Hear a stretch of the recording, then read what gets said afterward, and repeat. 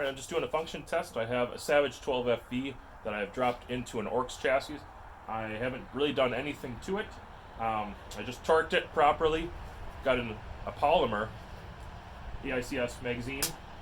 It's a little tricky to load with these real small bullets in there. The loading structure is a little funny, but I think it's going to function fine because with my dummy caps it was functioning fine. It's a little tight in there to insert and drop, but I wouldn't actually say it's that bad. I know some people have complained about it. I think it'll break in pretty well. There's usually a little tab right here too. I wouldn't recommend sanding it, but if you know what you're doing, you could sand it. Just a little bit to take off that lip from production. As long as it clicks in there, you're good to go. There's 10 rounds in there, so it's fully loaded. I'm shooting some Fiocchi 50 grain, and I'm just shooting at 110 yards right now, which is what my zero was prior. It's roughly 100 yards, you know. And so it'll probably be, I don't know, dropping it into a chassis. I don't know if that's going to change the point of impact or not. I'm not going to say a whole lot, but I plan to shoot like 5 3-shot groups, or 3 5-shot groups, assess, maybe re-zero, make sure everything's settled, torqued properly still, and then shoot a few more groups and we'll just see what it's like. So far, I can tell you ergonomically it's much more comfortable than shooting on that old Savage stock. I'll shut up and start shooting. That first round is a little tight. It's kind of to be expected. Really like this thumb shelf up here. It's ambidextrous. It's exactly the way I like to shoot. Pretty windy out, so I apologize about that. In the gusts, it's been up to about 15 mile an hour winds, but right now I think it's only about 6 or 7, so we're probably good to go.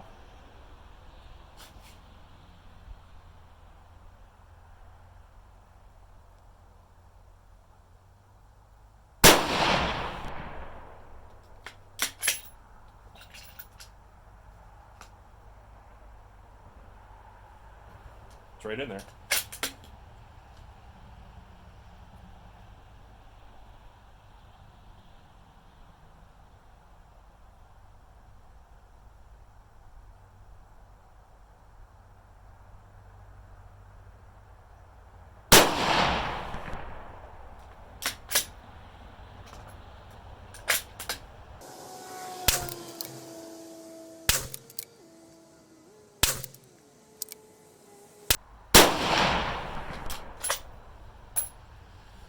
Seems to feed pretty well. You know, this rifle's always had a little bit of a problem with ejection. If you don't run the bolt smoothly or too slow, sometimes it doesn't eject. It's a Savage action. But the magazine, just that first round was kind of tight with the full 10 rounds in there. And after that, it looks like it's feeding well, so hopefully that keeps up. Shoot another group here.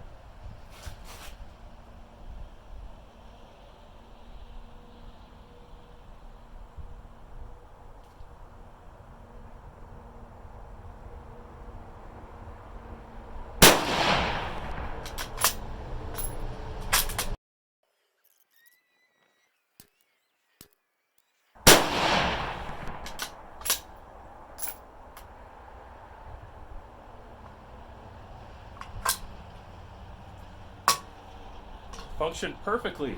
I am so glad to see that. That's awesome. Oryx chassis is very comfortable. I'll give you a couple of initial impressions. Ergonomically, it is far superior to that traditional stock. I really am pleased with what I'm seeing so far. I think I probably could drop my cheek riser down just a little bit, which is not something I usually say. Usually I have to raise them up or there's not enough elevation. Very solid, very firm feeling. You know, it's added a little bit of weight to the rifle to keep it from moving around. That's great for me. I like that. I don't do a whole lot with this, but so far I've just noticed when I rested on barricades and stuff, the balance of my actual rifle is exactly here, which is really cool. I don't think I really planned it all that well, but putting the scope on there, getting the bipod on there, puts it right here. So resting off of barricades or tank traps, that kind of thing, that's going to be fairly convenient for me. The housing around the trigger here and the distance for that pull between my thumb and my trigger here to make sure it's a nice, as straight back as possible anyways with a hinge trigger. That is really nice. It just allows me to be so much more steady, guys. So much more steady.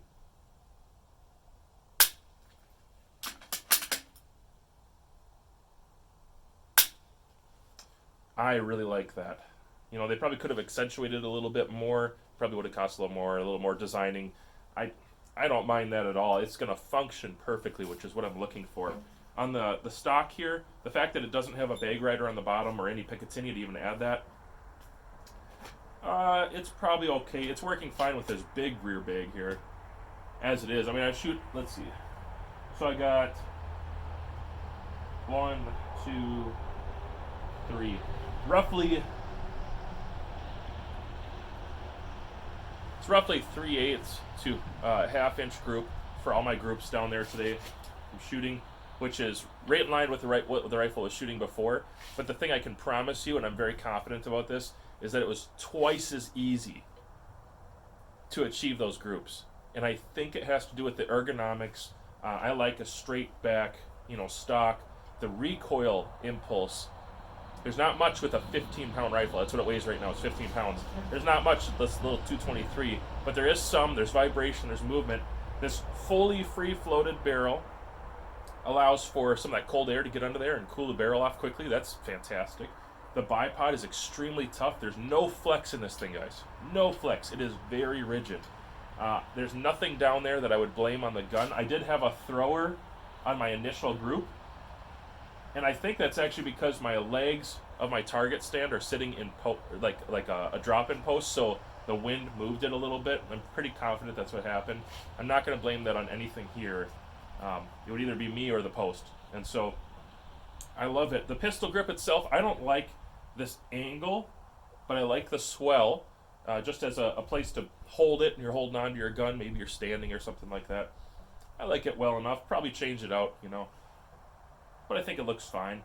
The magazine now, again, for some people, they're used to a $4,000 gun. And what I'm shooting right now is not a $4,000 gun. It's got a $1,000 optic on a $219 action and barrel. This is a Cabela special, $219 at the time, on a roughly $400 chassis with a $300 bipod. So you're not looking at a $4,000 setup, but it's still printing about 3/8 inch groups down there. I think if I put in a little bit better ammo, might be able to close that up a little bit if I do my part, tighten those up consistently. But it did not really change the point of impact as far as I can discern, and I'm really accustomed to this rifle or this barrel action. It didn't change the point of impact, which is surprising. It didn't make it go all to tiny 1/4 inch groups every single time, but I've only done about 20 rounds so far. So far, what I'm seeing the advantage is, if you're going to make it like a game gun, you're going to run around and rest it on tank traps and things like that, and you want a nice flat portion here, that's great. If you want to take care of that flex of the old stock, this certainly does the trick. You like pistol grips, there you go. For me, I wanted a magazine-fed, 10-round magazine that reliably chambered into this action, and the Oryx did everything perfectly. I absolutely love it. If you guys have any questions, go ahead and comment down below. I'll probably do a real review of this in the future and just tell you a little bit more about it. This is just an initial impressions video. Alright, enough of my rambling. If you have a 12 FE or a Savage 10, this seems like a really significant upgrade. I would tell you, go ahead, those of you who are looking to upgrade your Savage 12 FE specifically, this chassis definitely made a difference in the ease of shooting, the smoothness, compatibility with magazines, and it just looks a lot better. I think we can all agree on that. Thanks. Go ahead, like, share, subscribe.